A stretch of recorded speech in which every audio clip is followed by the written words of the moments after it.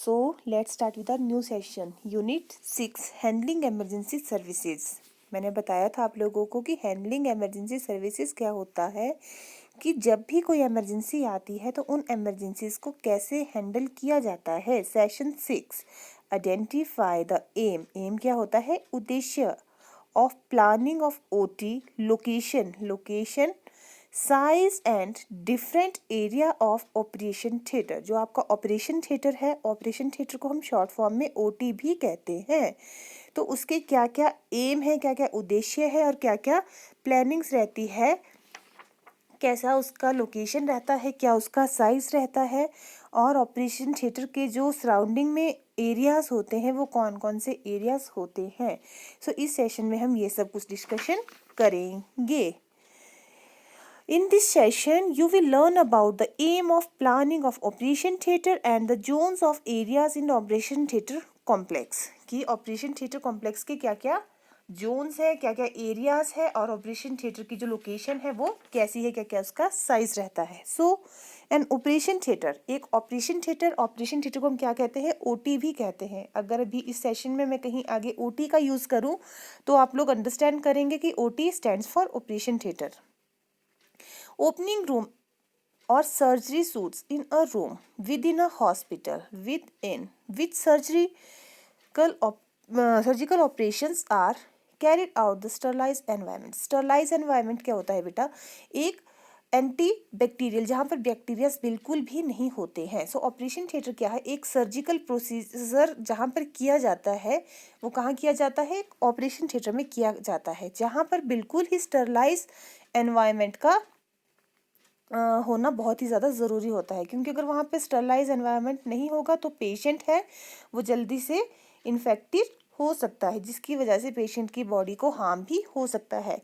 क्यों रूम का स्टरलाइज होना ज़रूरी है? क्योंकि अगर बैक्टीरियाज होंगे तो आपकी सर्जरीज क्या होती है? सर्जरीज में किसी भी एरिया को, किसी भी वोंड को ओपन किया जाता है, तो अगर उसमें बैक्टीरियाज चले जाएंगे तो वो इन्फेक्शन डायरेक्ट आपकी बॉडी में चला जाएगा. इसलिए ऑपरेशन थिएटर में स्टरलाइज एनवायरनमेंट का होना बहुत ही ज़्यादा ज़रूरी है. The operation theatre complexes are designed and build to carry out investigation, diagnostic and therapeutic procedure. जो आप लोगों के ऑपरेशन थिएटर कॉम्प्लेक्स है वो डिज़ाइन किए जाते हैं, जहाँ पर सारी की सारी फैसिलिटीज़ आपको प्रोवाइड करवाई जाती है, जिसमें आती है आपकी इन्वेस्टिगेशन में आपके आ जाते हैं बेटा जो भी आपके ब्लड टेस्ट होते हैं, यूरिन टेस्ट है, स्टूल टेस्ट है, एक्सरेज है, ये सारे के सारे इन्वेस्टिगेशन में आ जाते हैं. Diagnostic and therapeutic procedure. Diagnostic and therapeutic procedure होते हैं जिससे कि पता चलता है कि डायग्नोस क्या है. डायग्नोस को पता करने के लिए हमें कई बार ब्लड टेस्ट से या फिर बाकी टेस्ट से पता नहीं चलता है, तो हम पेशेंट के क्या क्या टेस्ट करवाते हैं? एक्सरे करवाते हैं, सीटी करवाते हैं, एमआरआई करवाते हैं. ये सारी चीज़ें आप लोगों ने सुनी होगी. तो ये सारी की सारी फैसिलिटी एक ऑपरेशन थिएटर में होनी चाहिए. This setups are customized to requirement based on the size of hospital. ये सारी की सारी फैसिलिटीज डिपेंड करती है हॉस्पिटल के साइज के ऊपर, कि अगर हॉस्पिटल का साइज बहुत बड़ा है तो वो फैसिलिटीज इनबिल्ट होती है ऑपरेशन थिएटर में. अदरवाइज मूवेबल सारे के सारे आपके डायग्नोस्टिक प्रोसीजर्स के जो इक्विपमेंट्स है वो होते हैं, जिनके थ्रू उन इक्विपमेंट्स को ओटी में लाया जाता है और पेशेंट के उन सारे के सारे प्रोसीजर को किया जाता है. नेक्स्ट आ जाता है इसमें एम्स ऑफ प्लानिंग. एम्स का मतलब क्या होता है बेटा? उद्देश्य. अब हर एक चीज़ का कोई ना कोई उद्देश्य होता है. अब ऑपरेशन थिएटर है, इसका भी कोई उद्देश्य होगा. अदरवाइज जो आपकी सर्जरीज है या फिर आपके ऑपरेशन है, ये आपके जनरल वार्ड में या फिर इमरजेंसी में क्यों नहीं किए जाते? इसका कोई उद्देश्य है जो अब हम करेंगे. To promote high degree of sepsis. जो इन्फेक्शन को मारना है तो वो हाई डिग्री में उस इन्फेक्शन को मारा जा सके. कैसे मारा जा सकेगा बेटा? क्योंकि ऑपरेशन थिएटर में क्या किया जाता है? जैसे ही कोई ऑपरेशन होगा उसके बाद पूरे ऑपरेशन थिएटर को स्टरलाइज किया जाएगा. उसके बाद जो भी इक्विपमेंट्स, जो भी आर्टिकल्स पेशेंट के ऊपर यूज़ किए जाएंगे वो सारे के सारे स्टरलाइज होंगे, जिससे कि इन्फेक्शन के चांसेस बहुत ही कम रहते हैं. सो सबसे पहला एम क्या आ जाता है? High degree of asepsis. Promote करना है हाई डिग्री ऑफ असेप्सिस को. ठीक है. सेकंड आ जाता है ensure maximum safety to patient and staff working in OT. हर एक उस पेशेंट की या फिर स्टाफ मेंबर की सेफ्टी को ध्यान में रखते हुए ओटी में सारे के सारे काम किए जाते हैं। अब पेशेंट की सेफ्टी कैसे की जाती है कि पेशेंट को स्टरलाइज आप टेक्निक्स यूज़ करके पेशेंट को सर्जरी कर रहे हो। और स्टाफ की सेफ्टी कैसे की जाती है कि वो सारे के सारे पीपीई, ठीक है, किट को यूज़ कर रहा है। ठीक है, पीपीई क्या है बेटा? Personal protective equipment. Personal protective equipments में आपके क्या क्या जाते हैं? कैप आती है, ग्लव्स आते हैं, शूज़ आते हैं, गाउन आता है। ये सारी की सारी चीज़ें आप लोग कहाँ पे यूज़ करते हो? ऑपरेशन थिएटर में यूज़ करते हो, जिससे कि आप भी सेफ रहते हो और पेशेंट भी सेफ रहता है। Ensure maximum utilization of the OT. ध्यान रखना है कि जब आप ओटी में कोई भी प्रोसीजर कर रहे हो तो ओटी का ही मैक्सिमम यूटिलाइजेशन होना चाहिए। ऐसा नहीं होना चाहिए कि आपके पास कोई ऐसा सामान है जो ओटी में ख़त्म हो गया है, उसके लिए आपको बाहर जाना पड़े। सो हर एक हॉस्पिटल में, हर एक वार्ड में इन्वेंट्री बनी होती है जो किसी भी प्रोसीजर से पहले चेक की जाती है। सो जब वो प्रोसीजर से पहले इन्वेंट्री चेक की जाती है तो ध्यान रखना है कि वहाँ पर वो सब कुछ आर्टिकल्स, वो सब कुछ इक्विपमेंट्स हो जिनकी रिक्वायरमेंट है। ऐसा ना हो कि उन चीज़ों के लिए आपको बाहर जाना पड़े, क्योंकि अगर आप बाहर जाओगे तो क्या होगा, आप वहाँ से भी आप जर्म्स आपके साथ आ सकते हैं। और ओटी में क्या किया गया है? ओटी को स्टरलाइज किया गया है, वहाँ पे तो बिल्कुल भी जर्म्स नहीं है। अगर आपके साथ जर्म्स आएंगे तो पेशेंट को भी खतरा हो सकता है। Ensure maximum comfort to the surgical team considering long hours of work in difficult posture.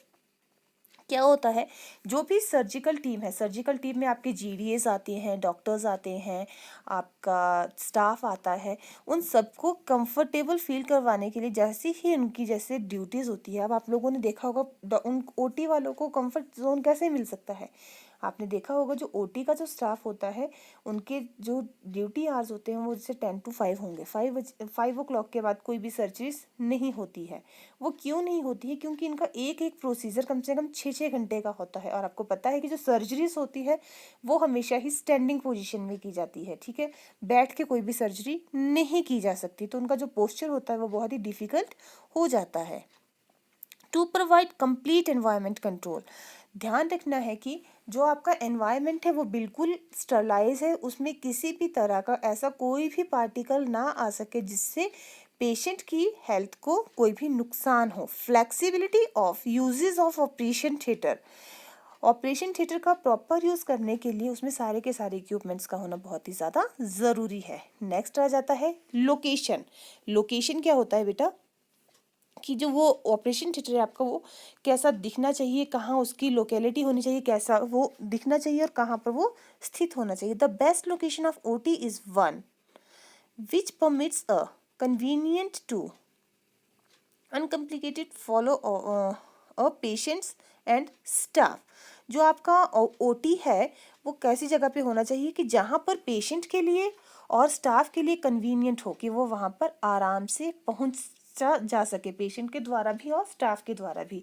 आप लोगों ने देखा होगा कि जो आपके बाकी वार्ड्स हैं वो first, second floor, third floor, fourth floor में भी होते हैं, लेकिन जो आपका ओटी है और इमरजेंसी है वो मैक्सिमम ग्राउंड फ्लोर में होते हैं। वो क्यों होते हैं? ताकि पेशेंट को वहां पर पहुंचाना इजी हो। It should be close to surgical ward and ICU. जो आपका ऑपरेशन थिएटर है, ओटी है, वो बहुत ही नज़दीक होना चाहिए आपके सर्जिकल वार्ड। सर्जिकल वार्ड क्या होता है बेटा? जब पेशेंट की सर्जरी हो जाती है, सर्जरी कहाँ की जाती है? पेशेंट की ओटी में। उसके बाद पेशेंट को थोड़ी देर आईसीयू में रखा जाता है। आईसीयू क्या है? ध्यान देंगे आप, आईसीयू क्या है? Intensive care unit. ठीक है, तो उसके बाद पेशेंट को कहाँ भी भेज दिया जाता है? आपके सर्जिकल वार्ड में भेज दिया जाता है। सर्जिकल वार्ड भी आपका मेल सर्जिकल वार्ड अलग होता है, फीमेल सर्जिकल वार्ड आपका अलग होता है। ठीक है, तो जो आपका ऑपरेशन थिएटर है वो आईसीयू और सर्जिकल वार्ड के नज़दीक होना चाहिए। नेक्स्ट आ जाता है अब साइज, कि जो ऑपरेशन थिएटर है उसका जो साइज है वो क्या होना चाहिए। सो सबसे पहले आता है general operation room. General operation room क्या मतलब? जहाँ पर सारी की सारी सर्जरीज की जा सकती है, जैसे स्टमक हो गया आपका, ठीक है, आपके कोई लेग सर्जरी हो गई, ठीक है, आई सर्जरी हो गई, ईयर सर्जरी हो गई, तो उसके जनरल ऑपरेशन रूम जो है आपका वो 40 स्क्वायर मीटर्स का होना चाहिए। नेक्स्ट आता है आपका ऑर्थोपीडियाट्रिक न्यूरोलॉजिकल CVTS, ठीक है, जो इसका स्क्वायर मीटर है वो कितना होना चाहिए, 60 स्क्वायर मीटर्स होना चाहिए। Endoscopic suits will required procedure room, जो होना चाहिए एंडोस्कोपिक रूम, एंडोस्कोपी क्या होती है, एक प्रोसीजर होता है, ठीक है। इसका जो एंडोस्कोपी के लिए एक्चुअली क्या किया जाता है, वैसे ऑपरेशन थिएटर में ही एंडोस्कोपी की जाती है, लेकिन अगर आपके पास हॉस्पिटल में बहुत बड़ी एकोमोडेशन है तो एंडोस्कोपी के लिए एक अलग से रूम रखा जा सकता है, जिसकी जो लेंथ है या फिर जिसका साइज है वो 20 स्क्वायर मीटर होना चाहिए।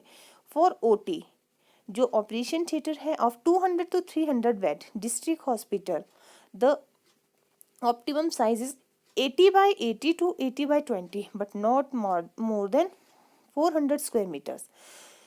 जो OT है वो कौन से हॉस्पिटल्स में होता है बेटा, जहाँ पर कम से कम बेड कैपेसिटी वो 200 to 300 बेड्स हो, और जो उसका मैक्सिमम साइज है वो 18 by 80 या फिर maximum 18 into 20 square meter 400 square meter होना चाहिए। इससे ज़्यादा ऑपरेशन थिएटर का जो साइज है वो नहीं होना चाहिए। ये थे sizes general operation room, orthopaediatric, endoscopic and जो आपका OT का जो नॉर्मल जो OT है वो कितनी स्क्वायर मीटर की होनी चाहिए, 400 स्क्वायर मीटर। कौन से हॉस्पिटल्स में जो है वो OT प्रोवाइड की जाती है, जहाँ पर बेड कैपेसिटी 200 to 300 बेड्स की हो। नेक्स्ट आ जाता है बेटा आपका जोन्स इन OT। कौन कौन से जोन्स होते हैं, protective zone, clean zone, sterilise और aseptic zone and disposal zone. ये है आप लोगों के हॉस्पिटल के जोन्स। सबसे पहले आ जाता है आपके पास protective zone. It include change rooms for all medical and paramedical staff, the convenience transfer boy for patient material and equipment, the main facility which lie in this area। क्या होता है बेटा, जो आपका प्रोटेक्टिव जोन है, protective zone में क्या किया जाता है, ये एक चेंजिंग रूम भी कहते हैं इसे, जहाँ पर डॉक्टर्स, स्टाफ मेंबर्स, GDA सभी के सभी अपना ड्रेस को चेंज करते हैं, क्योंकि हॉस्पिटल की ड्रेस एक अलग ड्रेस होती है, ठीक है। और वहाँ पर जब वो चेंज कर लेते हैं तो उसके बाद क्या किया जाता है, सारे के सारे इक्विपमेंट्स को भी उसके साथ ही अंदर OT में ट्रांसफ़र किया जाता है।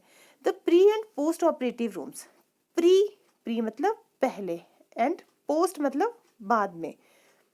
प्री ऑपरेटिव रूम कौन से होते हैं, जहाँ पर पेशेंट को एनेस्थीसिया दिया जाता है, जिसे PACU भी कहते हैं, पोस्ट एनेस्थीसिया केयर यूनिट। आप लोग ध्यान रखेंगे, PACU stands for post anaesthesia care unit and ICU stands for intensive care unit. जो PACU है ये आपका पोस्ट ऑपरेटिव रूम है एंड ICU आपका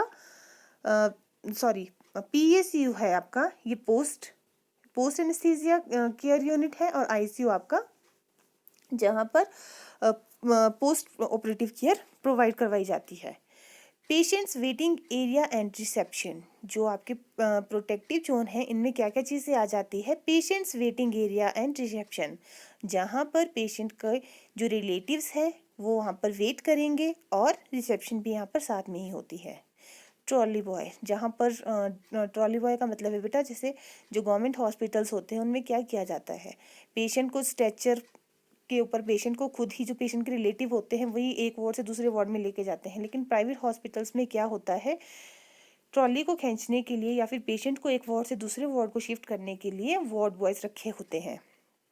लिफ्ट्स होती हैं इसके नज़दीक में ही। प्री एनेस्थीसिया रूम होता है। प्री एनेस्थीसिया रूम क्या होता है, जो एनेस्थीसिया से पहले जहाँ पर पेशेंट को रखा जाता है, जहाँ पर पेशेंट को एनेस्थीसिया दिया जाएगा। एनेस्थीसिया क्या होता है, जो सुन होने के लिए इंजेक्शन दिया जाता है उसे कहते हैं एनेस्थीसिया, वो होता है आपका pre anaesthesia room. Post anaesthesia, जब प्री एनेस्थीसिया में एनेस्थीसिया दिया जाएगा, पोस्ट में उसकी केयर की जाएगी। एंड चेंजिंग रूम, जैसे मैंने आपको बताया कि जहाँ पर पैरामेडिकल स्टाफ और अदर स्टाफ अपनी चेंजिंग रूम भी इसे कहते हैं। क्लीन जोन, क्लीन जोन में आता है, it provides the following. Clean मतलब साफ सुथरा जोन। प्री ऑपरेटिंग रूम मतलब ऑपरेशन से पहले का रूम, जहाँ पर पेशेंट को क्या क्या किया जाता है, उसकी ड्रेस चेंज की जाती है, उसे एनेस्थीसिया दिया जाता है। सेकंड आ जाता है रिकवरी रूम। जब पेशेंट का ऑपरेशन हो जाएगा उसके बाद उसे क्या किया जाएगा, रिकवरी रूम में भेजा जाएगा, जहाँ पर उसे देखा जाएगा कुछ आवर्स के लिए 5 to 7 आवर्स या फिर 1 to 2 डेज के लिए रिकवरी रूम में रखा जाता है। थिएटर वर्क रूम, जहाँ पर जो थिएटर वर्क रूम होता है वहाँ पर भी क्या होता है, ये भी एक पोस्ट ऑपरेटिव केयर यूनिट की तरह ही होता है। Sisters room, staff nurse and GDA room, एक जो कंबाइंड रूम होता है जहाँ पर आपका सारा का सारा स्टाफ रहता है। इसमें इंक्लूड होते हैं sister room, staff nurse and GDA. And साथ में ही इसमें क्लीन जोन में कौन सा जोन होता है, एक होता है स्टोर रूम, जहाँ पर सारे के सारे इक्विपमेंट्स, आर्टिकल्स रखे जाते हैं जो भी ऑपरेशन थिएटर में यूज़ किए जाते हैं। नेक्स्ट आ जाता है आपका स्टरलाइज सेप्टिक जोन। स्टरलाइज का मतलब क्या होता है बेटा, साफ सुथरे, मतलब जहाँ पर बैक्टीरियाज नहीं होते। इसमें आते हैं आपका operating suits and particular scrub room. Scrub room क्या होता है बेटा, स्क्रब क्या होता है, जो आपकी हैंड वॉशिंग होती है। हैंड वॉशिंग जो होती है कम से कम वो कितने आवर्स मिनट्स की होती है, जो आप आजकल जिसको जैसे कोरोना फैला हुआ है तो आपको इंस्ट्रक्ट किया जाता है कि at least you have to wash your hands at least 20 seconds. जो आपकी स्क्रबिंग है वो आपकी 3 to 4 मिनट्स की होती है। और जो आपकी एक होती है नॉर्मल हैंड वॉश, एक होता है आपका जो आपका नॉर्मल हैंड वॉश होता है उसकी जो टाइमिंग्स रहती है वो रहती है आपकी 2 to 3 मिनट्स। और जो आपकी सर्जिकल हैंड वॉशिंग होती है उसकी रहती है आपकी 3 to 5 मिनट्स। जो आपकी नॉर्मल हैंड वॉश बोलती हूँ इसे आप मेडिकल हैंड वॉशिंग भी कहते हैं। और सर्जिकल हैंड वॉशिंग होती है आपकी जो एल्बो से लेकर एल्बो से लेकर जो हैंड्स तक की हैंड वॉशिंग होती है उसे स्क्रब कहना भी कहते हैं। स्क्रब में क्या क्या होता है, अब पूरा के पूरी वॉशिंग की जाएगी आपकी हैंड्स की, उसके बाद आपको प्रॉपरली तैयार किया जाएगा ओटी में जाने के लिए, जिसमें आपकी कैपिंग होगी, शूज़ होंगे, ग्लव्स होंगे, गाउन होगा, मास्क होगा, सारे के सारे वो आर्टिकल्स स्टरलाइज वे से आपको पहनाए जाएंगे और आप स्क्रब होकर ऑपरेशन थिएटर में जाओगे। एनेस्थीसिया रूम, जहाँ पर पेशेंट को एनेस्थीसिया दिया जाता है। एनेस्थीसिया के लिए जो डॉक्टर्स होते हैं वो एनेस्थीसिया स्पेशलिस्ट होते हैं। इंस्ट्रूमेंट्स ट्रॉली एरिया, एक ऐसा एरिया होता है जहाँ पर सारे के सारे इंस्ट्रूमेंट्स रखे होते हैं और ट्रॉली भी रखी होती है। अब जो ये ट्रॉली हो बाकी बात हो रही है, ये पेशेंट ट्रॉली की बात नहीं हो रही है, ये बात हो रही है इंस्ट्रूमेंट ट्रॉली की, जहाँ पर सारे के सारे इंस्ट्रूमेंट्स रखे होते हैं स्टरलाइज करने के लिए और स्टरलाइज करने के बाद। ये होती है आपके sterilise aseptic zones. And last one is disposal zone. Areas in this zone include dirty utility and disposal corridor. ठीक है, डिस्पोजल जोन में होता है बेटा कि जो भी आप लोगों का ऑपरेशन थिएटर के टाइम में सबसे ज़्यादा जो है वेस्ट होता है, इसमें देखो कॉटन्स यूज़ होंगी, आपकी ड्रेसिंग यूज़ होगी, माइक्रोपोर यूज़ होगी, ठीक है, बैग्स यूज़ होंगे, तो वो सारे के सारे according to dustbin, according to WHO जैसे बताया गया है कि ब्लैक डस्टबिन में आपने क्या डालना है, रेड, येलो, ग्रीन और ब्लू, उन डस्टबिन में क्या डिस्कार्ड करना है उसके अकॉर्डिंगली जो है वो गार्बेज डाला जाता है। उसके बाद उन जो पैकेट्स होते हैं उनको स्वीपर्स के द्वारा कॉरिडोर में रखा जाता है और उस एरिया को फिर क्लीन किया जाता है। फिर वो जो एरिया है वो उस एरिया को कहते हो आप डिस्पोजल जोन। सो बेटा ये था आप लोगों का आज का सेशन, जिसमें आप लोगों ने पढ़ा zones, areas and aims of OT. OT stands for operation theatre. ठीक है, इसमें जो टर्म्स थी, कुछ टर्म्स थी इसमें जो हम लोगों ने यूज़ की, जैसे OT operation theatre, ICU intensive care unit, PACU post anaesthesia care unit, और साथ ही साथ जो इसमें हमने मेन पढ़ा वो हमने पढ़ा साइज। ठीक है, कि जो एक ऑपरेशन थिएटर है उसका क्या क्या नॉर्मल साइज रहता है, सर्जिकल वार्ड क्या है जहाँ पर सर्जरीज की जाती है। Hope you all understand this session. Thank you class, stay home, stay safe.